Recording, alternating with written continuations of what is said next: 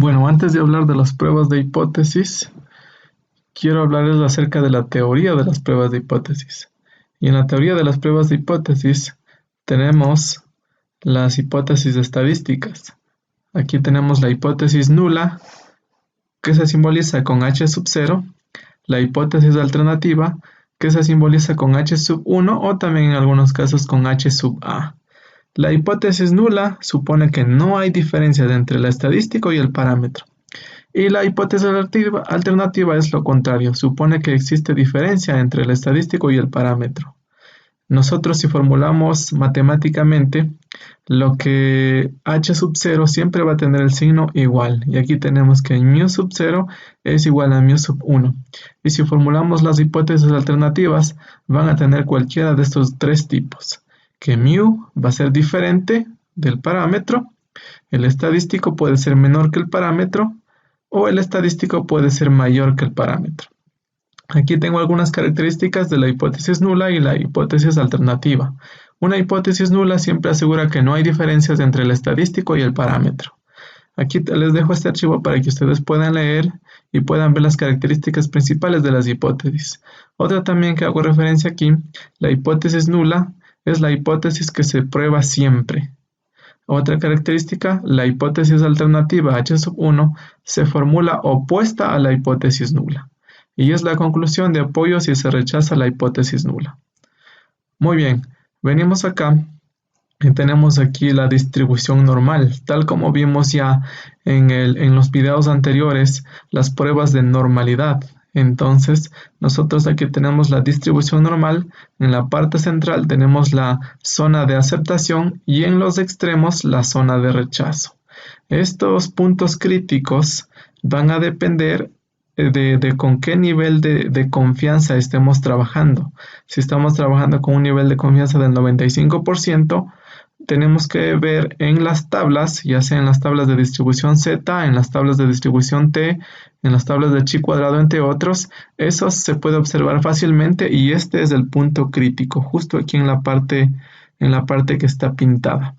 De eso va a depender que si aceptamos o rechazamos la hipótesis nula.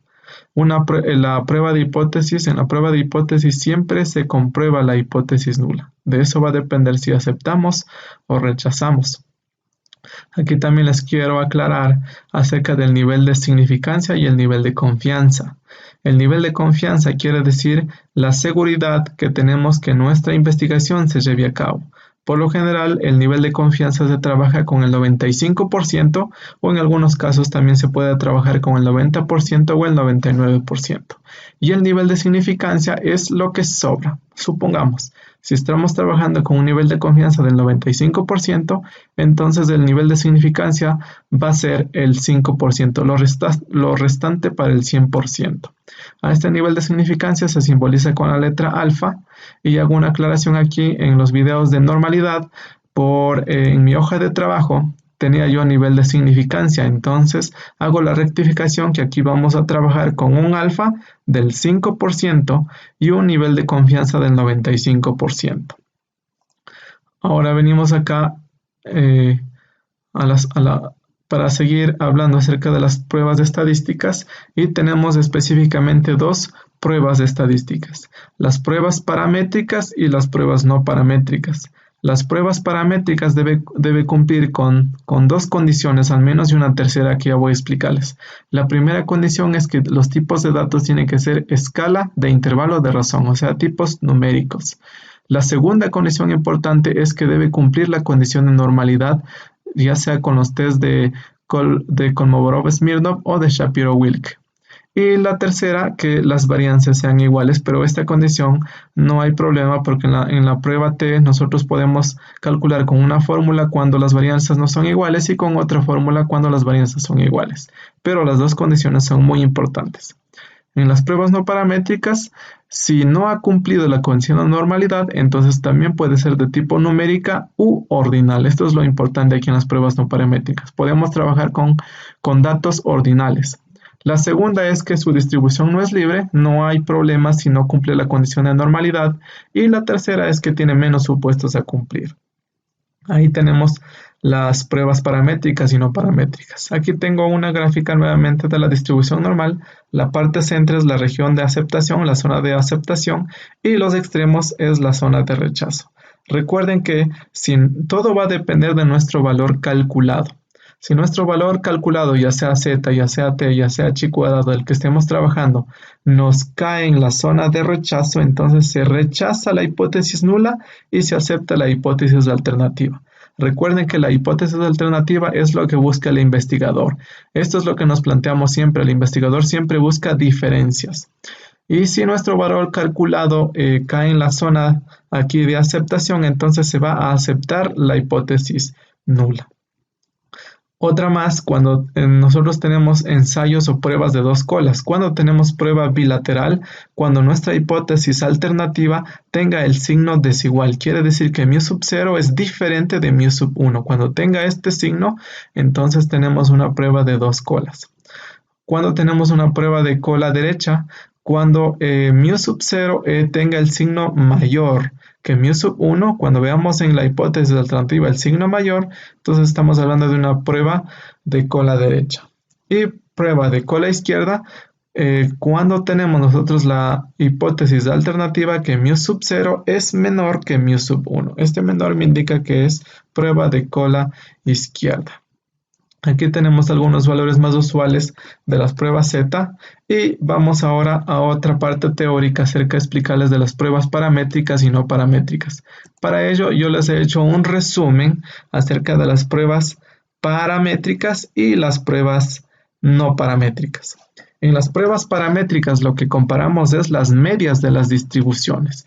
Entonces la hipótesis nula aquí siempre va con el signo igual y la hipótesis alternativa puede ir con el signo desigual, mayor o menor. Aquí debe cumplir las tres condiciones, como ya hablamos, los datos deben ser numéricos, debe cumplir la condición de normalidad por cualquiera de los dos test y la prueba de homoscedasticidad para comparar varianzas. En las pruebas de estadísticas paramétricas puede haber, los datos pueden ser independientes, eso quiere decir que trabajamos con varios grupos, o los datos pueden ser dependientes o apareados, quiere decir que trabajamos con el mismo grupo haciendo varios test. Cuando tenemos datos independientes, podemos utilizar la prueba T-de-Student. Como vamos a trabajar con el software SPS, entonces les voy a hablar solamente las pruebas con el SPS. Cuando trabajamos con datos independientes, o sea, con varios grupos, aquí utilizamos la prueba T-de-Student para dos muestras. Venimos acá cuando trabajamos con datos dependientes, podemos utilizar también la prueba T-de-Student, pero para muestras relacionadas. ¿Qué quiere decir esto? Dos muestras relacionadas que al mismo grupo de estudio realizamos dos o varios test. Y si ya tenemos más de dos muestras, entonces ya utilizamos el ANOVA de un factor. Ahora venimos acá a las pruebas no paramétricas y en las pruebas no paramétricas lo que comparamos ya no son las medias sino las medianas. Igualmente la h sub 0 lleva el signo igual, que la mediana 1 es igual a la mediana 2 y la hipótesis alternativa también se puede formular de las tres formas ya estudiadas anteriormente.